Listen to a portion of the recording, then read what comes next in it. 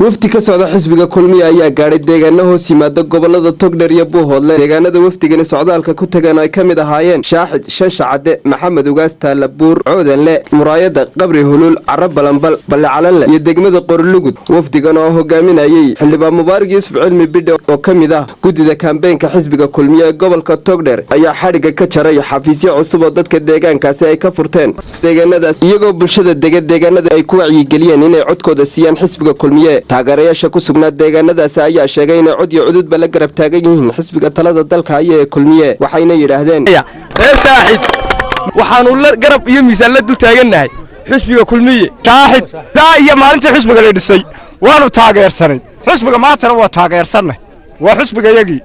Shaaxid sida kulmiye loogu soo dhaweeyana waa aragtaan, waana kulmiye, waana ogeyn, waana ugu soo soconay, waana ahaan jirtay anagoo ka duulayna waxqabadka kulmiye haddaan nahay deegaanka Maxamed Ugaas. waxaanu taageero buuxda u fideynaa xisbiga kulmiye musharaxa Xisbiga Cabdi. magaaladani waa magaalo guuna, xafiisyada ay sii samaysatay intaydan soo gaanin odayaashiina kaambooga maaragtay ka soconaya waa shan weeyaan.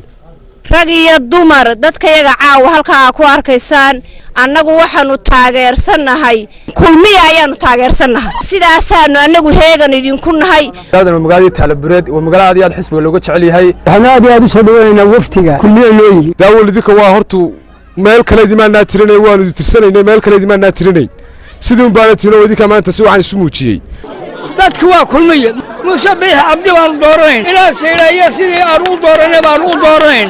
waftigan ay hogaaminayaan xildhibaan soo dhaweyntan ballaaran ee deegaankan Coodanle uu geystay waynu haddii alla yariino saddex jisada iyo afar jisada baynu haddii alla ballan ku qaadnay. degmada Qorlugud wadani kama jiro, haddii la idigu yiraahdo uu ku jiray waa been, kama jiro. waa kulmiye. waxaana soo gaaray waftigu hogaaminayo xildhibaan Bidhi oo ka yimid gobolka Togdheer. haddii aanu degmada Qorlugud nahay maanta waxa xadhiga nooga jaray 11 xafiis oo uu yeelanayo xisbiga kulmiye. xafiiska kulmiye ayaan ku wareejiyay aniga gurigaygu waa ii goglan yahay, anaa gogladay.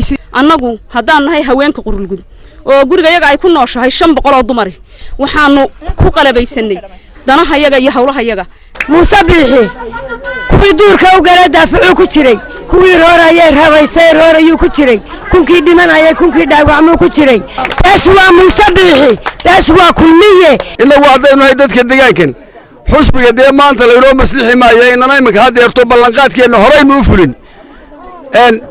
beelahani horey u cadeeyeen mowqifkooda, waxa waa arkayseen waa laga daawado mowqifkooda waa ka cadeeyeen. Qorlugud waa arkayseen mowqifkooda waa ka cadeeyeen. Coodanle waa arkayseen mowqifkooda waa ka cadeeyeen.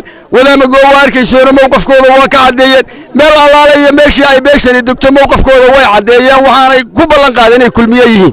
ujeedaduna waxay ahayd inaanu xafiisyadii magaalooyinka inaanu soo furo oo aan soo hawlgelino. xildhibaan Mubaarak Yuusuf Cilmi Bidhe iyo Salabaan Maxamuud oo kamid ah gudida kaambeenka xisbiga kulmiye ayaa kula dardaarmay taageerayaasha xisbiga kulmiye ee ku sugnaa deegaanadaasi inay u codeeyaan xisbiga kulmiye, waxaana hadaladoodii kamid ahaa waxaanu xariga ka jaray 11 xafiis hagaajisteen oo iyagoo ay maartay wax oo dhan dhameystireen. waxaynu ballan reer Qorlugudow codkii looga bartay kulmiye ina Muuse Biixi doorataan oo kulmiye doorataan. soo marnay markii hore magaalooyinka Shaaxid iyo Shashacade iyo waanu soo marnay Talabuur iyo Maxamed Ugaas iyo Ballacalanle iyo waanu soo marnay Coodanle. imikana waxaan joognaa Qorlugud waxaanu uga sii gudbi doonaa magaalooyin kale. kulmiyana berigii hore dee intii uu jiray wax badan buu idin qabtay. ururkanawna aad iyo aad baan ugu mahadnaqayaa, waayo guri qalabaysan oo waxba aan u baahnayn ayay ku wareejiyeen oo dumarku ka shaqaysteen. waa yalla Xasan Salabaan ayaa la BM TV-ga caalamiga Somali News magaalada Burco.